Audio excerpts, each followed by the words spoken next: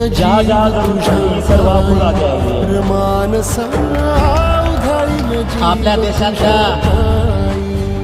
विद्यार्थ्यांना न्याय मिळावा म्हणून हे सरकार म्हणजे ज्या भाजपचं सरकार प्रत्येक वेळेस गोरगरीब लोकांच्या लेकरावरती कानून बुजून अन्याय करत आहे. जर या पुढच्या काळात कधी सरकारकडून जर आता हल्ला विद्यार्थ्यांवरती करण्याचा प्रयोग जर सरकारने केला, यांचा महाराष्ट्रासह राज्यात फिरणं पूर्ण बंद होणार आणि याचा मात उतरवल्याशिवाय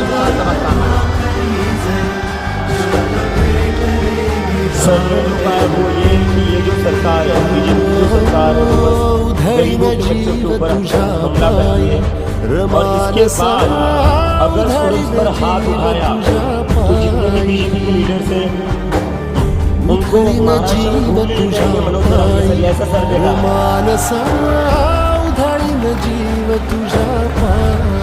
अरे सगळं मिळत सांगायला मी मराठीत बोलायला हिंदी सांगायला मला हिंदी येत नाही. प्रॉब्लेम मला हिंदी जर बोललं तुमचं आहे ते घेणं पण हिंदी जायचं तुमचं नको व्हायला मी फक्त शेवटचा वाक्यात सांगतो. असं कांतावालीला सुद्धा सुद्धा माय मावल्यांना मुलींना वृद्ध माणसांवरती सुद्धा प्राणघातक हल्ला केला होता. या सरकारनं आमच्यावरतीही गोळ्या घातल्या होत्या. फक्त माझी सगळ्या विद्यार्थ्यांना एक विनंती राहील, तुम्ही ही जागा सोडू नका. आम्ही सगळा देश तुमच्या मागे आहे. तुम्ही तिकडे गेलात ना, हे आंदोलन मोडून टाकते. शांततेच्या आंदोलनात एवढी ताकद आहे ते आम्ही सिद्ध करून दाखवलंय. आम्ही सुद्धा तुमच्या सोबत आहेत. ही जागा फक्त सोडू नका. सरकारला आपण निवडून दिलेलं आहे. आपण आपल्या मायबापांना यांना मतदान केलंय, आपल्या गावकऱ्यांनी यांना मतदान केलंय, आपल्या जिल्ह्यानं तालुक्यानं यांना मतदान केलंय.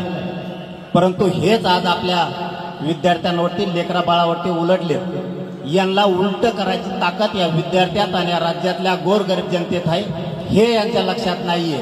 परंतु या पुढच्या काळात जर तुम्हाला कुठं धक्का लागला तर आम्ही सगळे तुमच्या सोबत आहेत. सोनमजीच्या सोबत आहेत, आपल्या अभिजित भयांच्या सोबत आहेत. सगळा राज्य आणि देश तुमच्या पाठीशी एवढाच शब्द देतो आणि थांबतो. धन्यवाद सगळ्यांना. जय शिव.